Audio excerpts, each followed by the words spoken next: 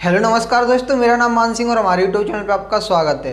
दोस्तों, जैसे कि अभी आप किसी कंपनी में काम कर रहे हो और अब आप उस कंपनी को छोड़ना चाहते हो, तो दोस्तों क्या आपको रिजाइन लेटर देना ज़रूरी है? मतलब कि वहाँ पे आपको लिख के देना ज़रूरी है कि भाई हम कंपनी छोड़ के जा रहे हैं, या फिर उतना ज़रूरी नहीं है, आप चाहो तो वैसे ही जा सकते हो। तो दोस्तों आज हम इस वीडियो में इसी टॉपिक पर बात करेंगे कि क्या लिख के देना ज़रूरी है या फिर नहीं है। तो दोस्तों जैसे कि मान लीजिए अभी आपको वहीं पर आपको जॉब है तो वो मिल गई है, ठीक है। जैसे कि दोस्तों यहाँ पे मैं आपको लिखी हुई चीज़ें नहीं बताता, ना ही मैं आपको किसी ने के द्वारा बताई हुई चीज़ें मैं आपको बताता। मैं आपको यहाँ पे प्रैक्टिकली चीज़ें बताता हूँ जो या तो मेरे साथ हुई होती हैं या फिर किसी दूसरे के साथ हुई होती हैं, जो चीज़ें एक्सपीरियंस होती हैं। जैसे कि मान लो आपने कोई स्टोरी है तो वो पढ़ ली किसी किताब में, क्या वैसा रियल लाइफ में होता है? या फिर मान लीजिए आपने कोई मूवी देख ली, क्या वो मूवी किसी के रियल लाइफ की होती है? मतलब होती है बायोग्राफी, लेकिन जैसा मूवियों में होता है ना वैसा रियल लाइफ में नहीं होता है।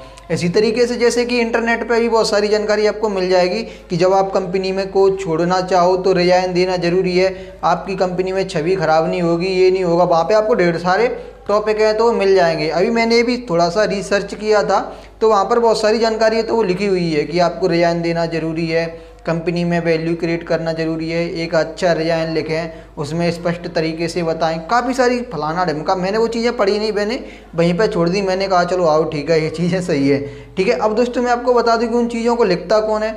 उन चीज़ों को वो व्यक्ति लिखता है जो कंपनी में किसी बड़े पद पर होता है और उसको कंपनी से बहुत फ़ायदा है तो वो हो रहा होता है। तो इसीलिए वो एम्प्लॉइयों को मतलब कि चॉकलेट देने के लिए या फिर लॉलीपॉप देने के लिए वो चीज़ें वहाँ पे नोट डाउन करी जाती हैं, और हम तुम उसको पढ़ते हैं और खुश होते हैं और कहते हैं कि हाँ चलो ये बातें यहाँ पे लिखी हुई हैं तो इन चीज़ों को अपन फॉलो करेंगे। दोस्तों जब मैंने भी एक कंपनी में रिजाइन दिया था तो मैंने भी वहाँ पे जानकारी थी तो ली थी, और मैंने सोचा कि चलो हाँ कंपनी को अपन यहाँ पे मतलब कि बता के जाएँ तो अच्छा रहेगा, ऐसे अचानक मैं कंपनी को छोड़ के जाना ठीक नहीं है। और वहाँ पर मैंने पढ़ा था कि अगर आप रिजाइन दे के जाते हो, आप मतलब कंपनी से बिगाड़ के नहीं जाते हो, कंपनी से आप बना के रखते हो, तो कंपनी आपको फ्यूचर में मौका है तो वो देती है, और ये होता है वो होता है। तो ये चीज़ें मैंने पढ़ी थी। तो मैंने क्या किया, मैंने जो चीज़ें लिखी थी ना मैंने वो स्टेप फॉलो करे, और मैंने कंपनी में अपने पहले सुपरवाइजर को बताया, उसके बाद मैंने कंपनी में रिजाइन दिया।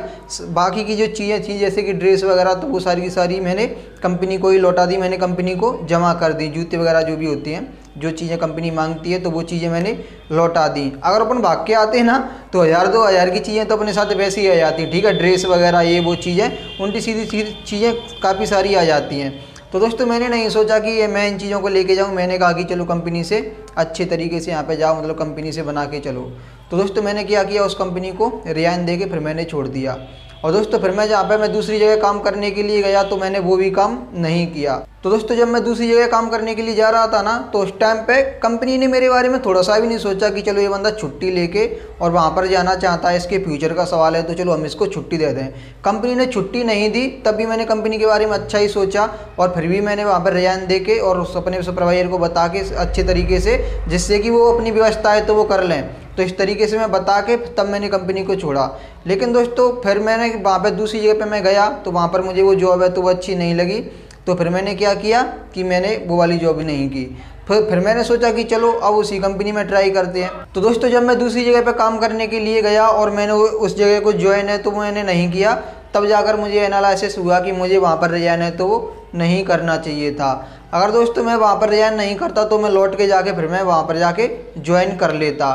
फिर दोस्तों मैंने वहाँ पर ज्वाइन नहीं किया, और फिर मैंने उस कंपनी को मेल वगैरह किए कि मैं जिस कंपनी मतलब मैं जहाँ पर काम करना चाहता था तो मैंने वहाँ पर काम नहीं किया है, और अब मैं आपकी कंपनी में ही आके काम है तो वो करना चाहता हूँ। तो दोस्तों कंपनी ने फिर भी मुझे कोई अपॉर्चुनिटी है तो वो नहीं दी। मैंने वहाँ पर कोई गलती तो नहीं की, मैंने अपने फ्यूचर को देखते हुए उस कंपनी को छोड़ा, और उस कंपनी को मैंने इसीलिए छोड़ा क्योंकि वो कंपनी ने मुझे परमानेंट नहीं किया था।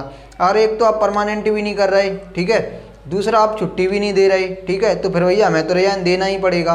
तो दोस्तों इसीलिए मैंने वहाँ पर रिजाइन दिया। लेकिन अगर मैं वहाँ से भाग के आता ना तो मेरे पास एक अपॉर्चुनिटी रहती कि मैं दोबारा से उस कंपनी को जाके मैं ज्वाइन है तो वो कर सकता था। तो दोस्तों इसीलिए मैं आपको बताना चाहता हूँ कि अगर आप कंपनी को छोड़ना चाहते हो और जहाँ पर आप काम करना चाहते हो वहाँ पर अभी आपका फिक्स नहीं है, आपको वहाँ पर उसकी मतलब उस जगह की आपको ज़्यादा जानकारी नहीं है, तो भाई आप रिजाइन देकर ना जाएँ, आप वैसे ही भाग के चले जाएँ। अगर आप वहाँ पे भाग के जाते हो ना तो यहाँ पे आप 15 दिन बाद भी आ जाओ ना तब भी कंपनी आपको ले लेगी। तो दोस्तों मेरे साथ ऐसा जो वाक्य है तो वो हुआ था, जो कि मैंने आपको सुनाया है। तो दोस्तों इसीलिए मैं नहीं समझता कि किसी भी कंपनी को छोड़ने के लिए वहाँ पर रिजाइन देना ज़रूरी है, ठीक है। बाकी के लुल्लू पुच्चू बोलने वाले बहुत सारे जो लोग हैं तो वो होते हैं, अपनी वेबसाइट वगैरह पर रच रच के वो लिखते हैं। तो दोस्तों वो कंपनी के लोग हैं और उनको कंपनी अच्छा पैसा है तो वो दे रही है, ठीक है। अपन ने ITI किया हुआ है तो अपन को तो बस 10-15 हज़ार या फिर 20 हज़ार तक की जॉब है तो मिलती है। वो वहाँ पर लाख या फिर 80 या फिर 60 हज़ार में जॉब है तो वो कर रहे होते हैं और उनकी परमानेंट होती है, ठीक है।